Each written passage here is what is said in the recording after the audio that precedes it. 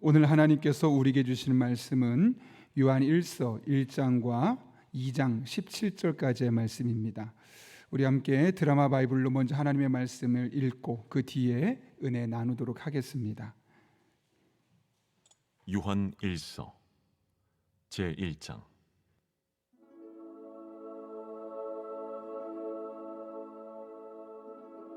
태초부터 있는 생명의 말씀에 관하여는 우리가 들은 바요 눈으로 본 바요 자세히 보고 우리의 손으로 만진 바라. 이 생명이 나타내신 바 된지라. 이 영원한 생명을 우리가 보았고 증언하여 너희에게 전하노니 이는 아버지와 함께 계시다가 우리에게 나타내신 바 된 이시니라. 우리가 보고 들은 바를 너희에게도 전함은 너희로 우리와 사귐이 있게 하려 함이니 우리의 사귐은 아버지와 그의 아들 예수 그리스도와 더불어 누림이라. 우리가 이것을 쓰면 우리의 기쁨이 충만하게 하려 함이라. 우리가 그에게서 듣고 너희에게 전하는 소식은 이것이니 곧 하나님은 빛이시라. 그에게는 어둠이 조금도 없으시다는 것이니라. 만일 우리가 하나님과 사귐이 있다고 어둠에 행하면 거짓말을 하고 진리를 행하지 아니함이거니와 그가 빛 가운데 계신 것 같이 우리도 빛 가운데 행하면 우리가 서로 사귐이 있고 그 아들 예수의 피가 우리를 모든 죄에서 깨끗하게 하실 것이요, 만일 우리가 죄가 없다고 말하면 스스로 속이고 또 진리가 우리 속에 있지 아니할 것이요, 만일 우리가 우리 죄를 자백하면 그는 미쁘시고 의로우사 우리 죄를 사하시며 우리를 모든 불의에서 깨끗하게 하실 것이요, 만일 우리가 범죄하지 아니하였다면 하나님을 거짓말하는 이로 만드는 것이니 또한 그의 말씀이 우리 속에 있지 아니하니라.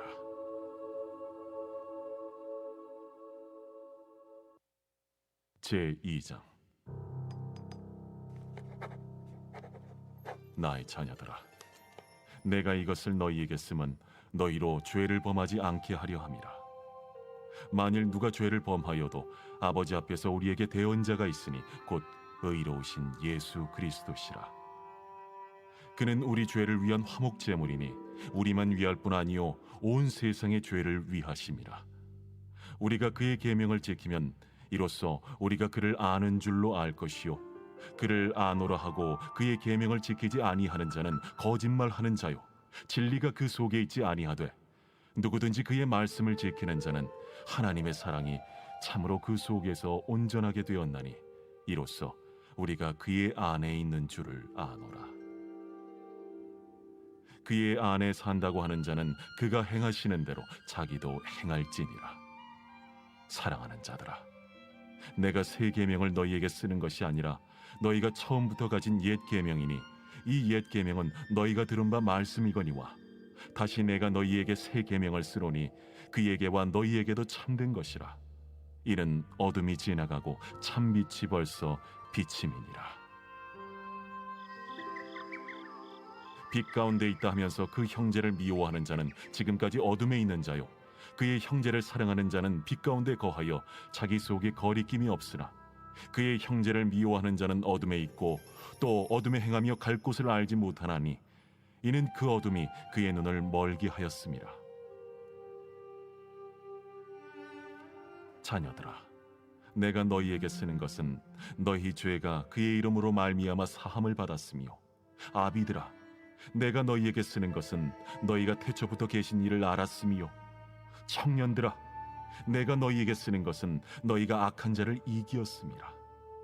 아이들아, 내가 너희에게 쓴 것은 너희가 아버지를 알았으며, 아비들아, 내가 너희에게 쓴 것은 너희가 태초부터 계신 이를 알았으며, 청년들아, 내가 너희에게 쓴 것은 너희가 강하고 하나님의 말씀이 너희 안에 거하시며 너희가 흉악한 자를 이기었음이라. 이 세상이나 세상에 있는 것들을 사랑하지 말라. 누구든지 세상을 사랑하면 아버지의 사랑이 그 안에 있지 아니하니 이는 세상에 있는 모든 것이 육신의 정욕과 안목의 정욕과 이생의 자랑이니 다 아버지께로부터 온 것이 아니요 세상으로부터 온 것이라. 이 세상도 그 정욕도 지나가되 오직 하나님의 뜻을 행하는 자는 영원히 거하느니라. 아멘. 먼저 두 가지 기회 소식 전하겠습니다. 6시 30분에 교육위원회가 1층 지혜실에서 있습니다. 늘 우리 교육위원회를 위해서 기도해 주시길 부탁드리고요. 또 하나 결혼 소식이 있습니다. 추정식 김순자 집사님의 딸 추여경 청년의 결혼식이 오늘 오후 1시 30분에 용인 페이지 웨딩홀에서 있습니다. 이 결혼식이 또 잘 은혜 가운데 이루어질 수 있도록, 또 결혼 후에 두 사람 행복하게 잘 살 수 있도록 여러분 많이 기도해 주시고 또 축복해 주시길 부탁드립니다. 더 자세한 내용은 여러분 주보를 더 참고해 주시고 오늘 하나님께 한 말씀 나누려 합니다. 여러분 휴대폰에 보면 많은 사람 주소가 들어있고 연락처가 들어있죠. 저도 찾아보니까 약 3,700여 명 정도가 지금 되어 있더라고요. 대부분의 제가 아는 사람들입니다. 어떤 사람, 그런데 그러다 보면 그중에 어떤 사람은 잠깐 스쳐가는 인연으로 이렇게 한두 번 정도 교제했던 사람도 있고, 어떤 사람은 또 부교역자로 있으면서 교회 업무로 또 해서 몇 번 연락했던 사람도 있지만, 또 그중에 일부는 자주 만나고 또 서로를 위해 기도해주고 밥도 먹고 또 커피도 마시는 그런 사귀고 교제하는 사람도 있습니다. 아마 여러분도 마찬가지일 겁니다. 여러분의 이 주소록에 보게 되면 모든 사람과 다 똑같이 긴밀한 관계를 맺는 것은 아니고, 그중에 어떤 사람은 얼굴은 알고 서로 목소리는 알지만 그렇게 긴밀한 교제가 없는 사람도 있고, 그중에 일부는 정말 시간을 보내서라도 헌신하고 싶고 함께 많은 것들을 나누고 싶은 사람이 있을 겁니다. 어제 설교를 준비하면서 문득 이런 생각이 들었습니다. 마치 우리의 신앙생활과 같겠구나. 왜냐하면 하나님 보시기에도 우리 교회 중에 그런 사람이 있지 않을까? 어떤 사람들은 교회 열심히 나름대로 나오는 것처럼 보입니다. 나와서 하나님의 이름도 부르고 때로는 기도도 하고 또 봉사도 하고 다양한 모습으로 하나님을 섬긴다라고 말하지만, 어떻게 보면 하나님과 정말 깊은 관계에 있지 않고 본인의 필요한 것들, 마치 업무상 우리가 누군가 서로 연락하듯이 내게 필요한 것을 위해서 하나님께 나와서 하나님, 너 이거 필요하니까 도와주세요 등등 이런 거래에 의해서 형성된 사람도 있을 것이고, 어떤 사람은 하나님 보시기에 늘 눈에 밟히고, 그래 나는 너랑 교제하고 싶어, 나를 찾는 너의 모습이 너무너무 좋아, 그래서 시간만 나면 자꾸 만나고 싶고 더 교제하고 싶고 뭔가 나눠주고 싶은 그런 사람도 있지 않을까 생각하게 됩니다. 아마 여러분도 그런 고민을 많이 해보셨을 겁니다. 나의 일상이 하나님과 서먹서먹한, 어색한 그런 어쩔 수 없이 어떤 관계에서 맺어진 관계가 아니라 너무나 끈끈해서 자꾸만 생각나고 자꾸 하나를 더 주고 싶은 그런 관계가 되면 우리의 삶이 어떻게 변할 수 있을까? 오늘 본문은 바로 이런 고민을 하고 있는 분들에게 주시는 말씀입니다. 오늘 본문의 말씀 보게 되면 요한은 이 말씀을 시작하면서 자신이 경험했던 예수님에 대해서 이야기를 하죠. 오늘 1장 1절 보면 이렇게 시작합니다. 태초부터 있는 생명의 말씀에 관하여서는 우리가 들은 바요, 눈으로 본 바요, 자세히 보고 우리의 손으로 만진 바라. 여기 보면 태초부터 있는 생명의 말씀은 예수님을 의미합니다. 그 예수님에 대해서 어떻게 표현하고 있죠? 내가 들었다, 보았다, 심지어 만져보기까지 했다라고 말합니다. 이처럼 요한의 삶 속에서 예수님을 생생하게 경험했다는 거죠. 말 그대로 어색하게 가끔 교제하는 정도가 아니라 매우 친밀한 존재, 그런 관계로 맺어져 있음을 이야기하는 겁니다. 여러분도 아마 많이 보셨을 겁니다. 보통 이런 고난주간 되면 많이 보는 그림 중에 최후의 만찬, 그리고 아마 예전에 교회 상을 보게 되면 교회 상에 최후의 만찬 그런 그림, 명화가 그려있었던 거 기억할 겁니다. 그 중에 제자들과 예수님이 식사를 하고 있는데 유일하게 예수님께 삐딱하게 기대어 있는 그런 한 제자를 보실 겁니다. 그가 바로 오늘 본문을 쓴 사도 요한이라고 알려져 있죠. 사도 요한은 여러분이 잘 아시는 것처럼 예수님께서 마지막 세상을 떠나실 때 자신의 어머니를 맡길 정도로 예수님과 아주 친밀한 관계 속에 있었던 사람입니다. 이처럼 예수님에 대해서 스스로가 예수님을 보았고 그분의 이야기를 들었습니다. 그리고 다른 제자들과 또 다르게 예수님과 아주 친밀하고 그분을 만졌다고 말할 수 있을 만큼 긴밀한 관계를 맺고 있었던 사람이죠. 그런데 오늘 본문 1절에서 왜 이런 이야기를 하는 걸까요? 당신들 예수님 제대로 경험하지 못했지? 나 이런 사람이야 라고 말하면서 그의 영적인 경험을 지금 자랑하기 위한 것일까요? 그렇지 않습니다. 이렇게까지 굳이 이야기하는 이유는 자신이 예수님을 다양한 모습으로 경험했던 것처럼 당신들 또한 예수님을 그렇게 만날 수 있습니다 라고 이야기하기 위해서입니다. 오늘 본문 3절 말씀 보십시오. 이렇게 말합니다. 우리가 보고 들은 바를 너에게도 전함은 너희로 우리와 사귐이 있게 하려 함이니 우리의 사귐은 아버지와 그의 아들 예수 그리스도와 더불어 누림이라. 이게 무슨 말이겠습니까, 여러분? 여기서 사도 요한이 우리와 함께 사귐이 있게 하자라고 말하면서 이 요한이 일서를 읽는 사람들에게 이야기하고 있는 겁니다. 그런데 그것은 단순히 친하게 지내자, 우리끼리 가깝게 지내자 이런 개개인의 교제를 넘어서서 자신이 하나님과 예수 그리스도가 누리고 있는 이 영적인 교제를 함께 누리자, 함께 경험하자라고 이야기하면서 그 예수 그리스도 안에 누릴 수 있는 영적인 기쁨과 축복을 함께 공유하자, 이런 이야기입니다. 나만 이런 은혜를 누리자는 것이 아니라 이 말씀을 듣는 당신들도 예수님과 하나님과 이런 친밀한 관계를 누렸으면 좋겠습니다, 이렇게 이야기를 하고 권면하고 있는 것이죠. 여러분, 깊은 신앙은 우리가 성경에 대해서 단순히 많이 알고 더 많은 봉사를 한다고 해서 생기는 것이 아닙니다. 예수님과 진정으로 깊은 사귐의 교제 안에 들어가게 될 때 깊어지는 겁니다. 마치 가지가 나무에 붙어 있을 때 그 안에 많은 열매를 맺을 수 있듯이 우리 또한 예수님과 접붙어서 예수님과 함께 깊은 교제를 하게 나누게 될 때 우리 인생도 열매를 맺는 인생이 될 수 있는 것이죠.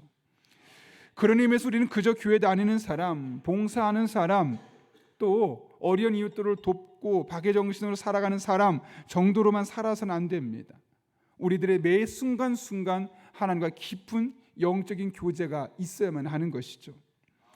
그렇다면 어떻게 우리는 주님과 깊은 사귐의 관계를 누리며 살아갈 수 있을까요?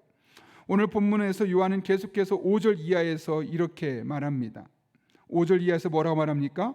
5절, 우리가 그에게서 듣고 너에게 전하는 소식은 이것이니 곧 하나님은 빛이시라 그에게는 어둠이 조금도 없으시다는 것이니라. 여기 5절에서 요한이 뭐라고 말하냐면 하나님은 빛이다, 그리고 그분에게는 어둠이 없다라고 이야기합니다. 잘 들어보십시오. 하나님과 깊은 사귐이 있어야 된다. 나는 그분과 깊은 영적인 교제를 나누었고 그분과 깊은 사귐이 있는데 당신들도 그런 깊은 사귐이 있었으면 좋겠습니다 라고 이야기를 하고 나서 그 사귀는 방법에 대해서 뭐라고 말하냐면 우리가 사귈 그 하나님은 빛이시고 어둠이 조금도 없으신 분이십니다 라고 이야기합니다. 그러면서 좀 더 구체적으로 6절과 7절에서 이렇게 이야기하죠. 같이 읽겠습니다. 시작.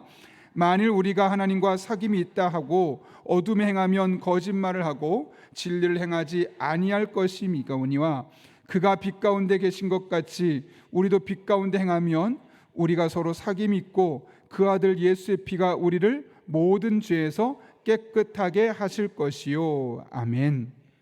여기서 뭐라고 말씀합니까? 우리가 빛 가운데 거하게 되면 우리가 주님과 교제할 수 있을 것이다, 사귐이 있을 것이다 라고 이야기합니다. 그렇다면 여러분, 여기 본문에서 말하는 빛 가운데 거하면 이라고 되어 있는데 빛 가운데 행할 때 우리가 서로 사귐이 있다고 말하고 있죠. 빛 가운데 행한다는 것은 도대체 무엇을 의미하는 걸까요? 죄 짓지 않는 걸까요?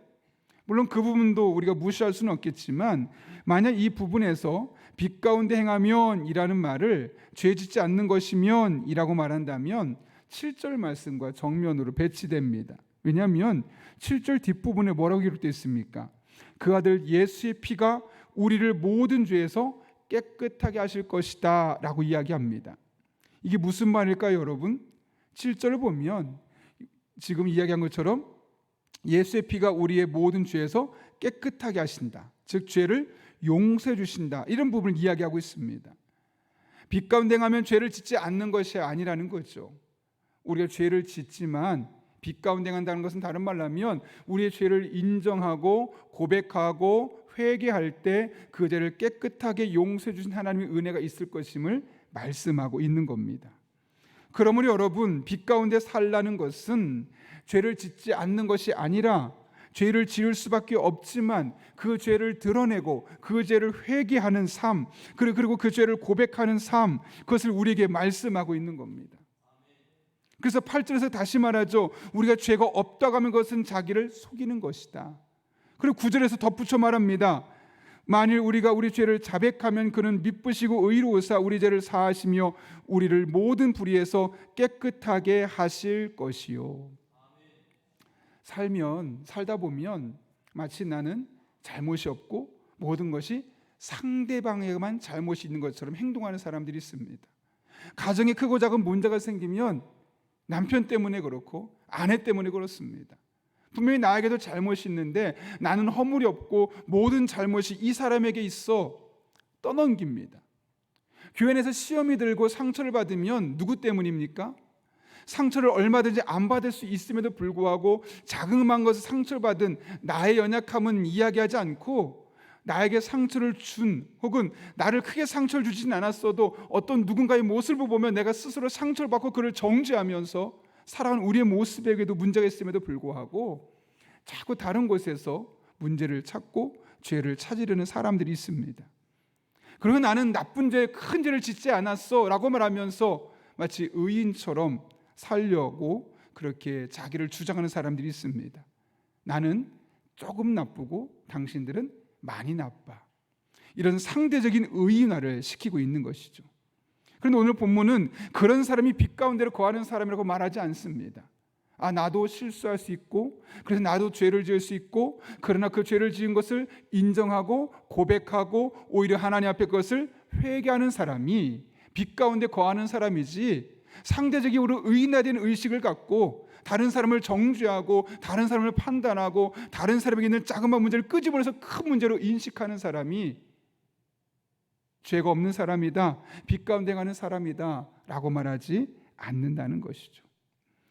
여러분, 그렇습니다. 빛 가운데 사는 것은 상대적인 의인의식을 갖고 살아가는 삶이 아니라 우리의 연약함을 있는 그대로 인정하는 겁니다. 나도 얼마든지 실수할 수 있고 나도 얼마든지 잘못할 수 있고 그것이 크든 작든 나에게 죄성이 있음을 인정하며 그것을 고백하며 늘 하나님 앞에 나와 그 죄를 용서함 받기 위해 몸부림치는 사람들, 그런 노력을 하는 사람을 일컬어 오늘 본문에서 요한은 빛 가운데 거하는 사람이라고 말하고 그런 사람이 주님과 깊은 영적인 사귐을 경험할 수 있음을 말씀하고 있는 것이죠. 그러므로 여러분, 우리 안에 나를 솔직하게 내려볼 수 있는 그런 모습이 필요하고 나는 언제든지 잘못할 수 있고 실수할 수 있다는 그런 인간의 연약함을 고백하는 모습이 우리에게 절대적으로 필요합니다. 독일에 보면 다름슈트라는 곳에 있다고 그래요. 그곳에 보면 전 세계에서 온 약 200여 명의 여성들이 매일 정오마다 세계를 위한 중보를 위해서 기도하고 또 우리가 주님의 고난에 동참하자라는 마음으로 고난 예배를 드리며 여성들이죠, 그리스도의 신부답게 살자라는 마음으로 모여있는 마리아 자매회가 있다 그래요. 그 마리아 자매회는 일과 중에 특별한 시간을 가집니다. 하루 열심히 일을 하고 서로 사역하고 난 이후에 저녁 시간이 되면 예배를 함께 드립니다.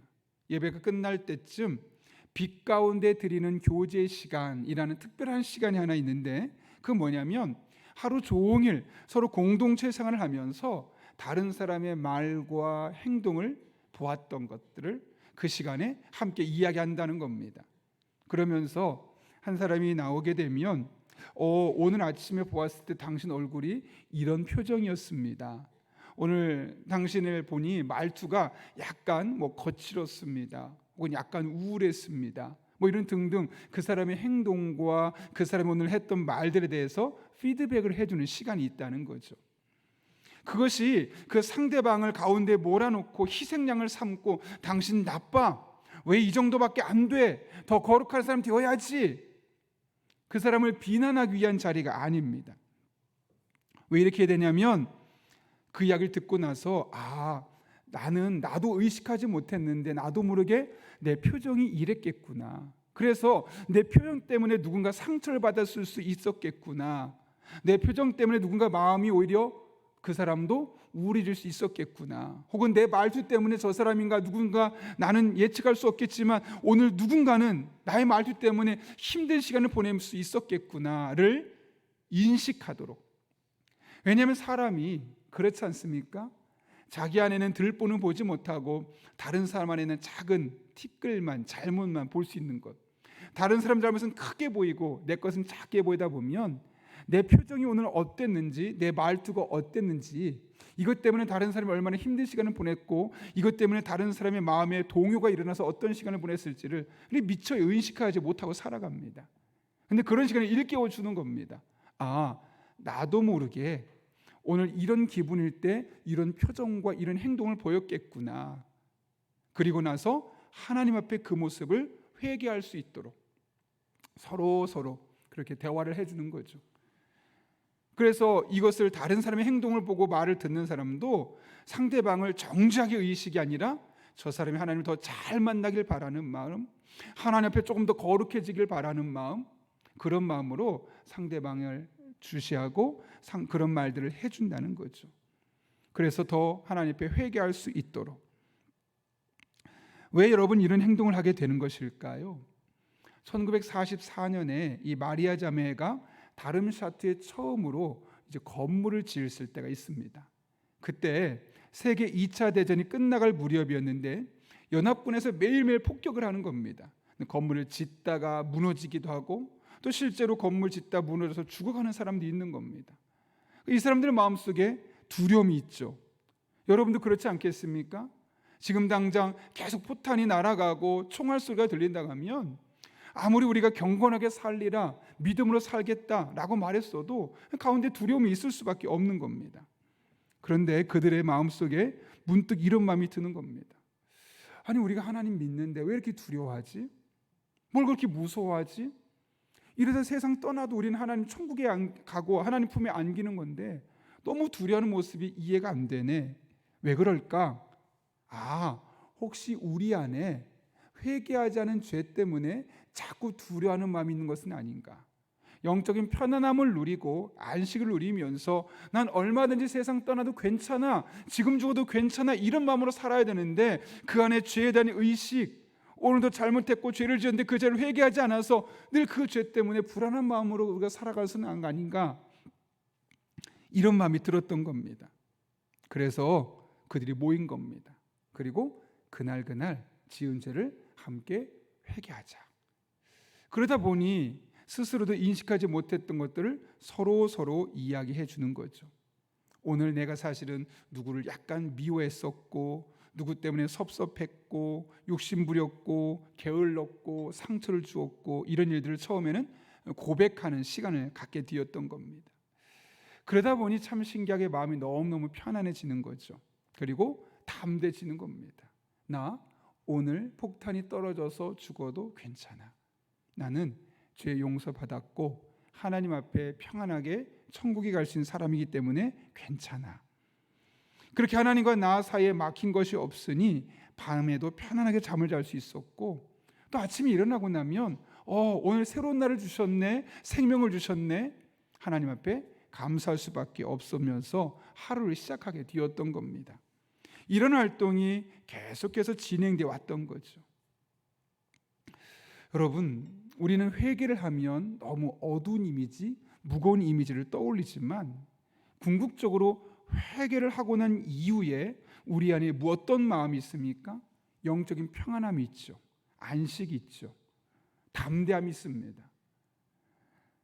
지금 요한이 우리에게 원하는 것이 바로 이런 것 아니겠습니까? 하나님 안에서 이런 기쁨의 삶을 살아가는 것.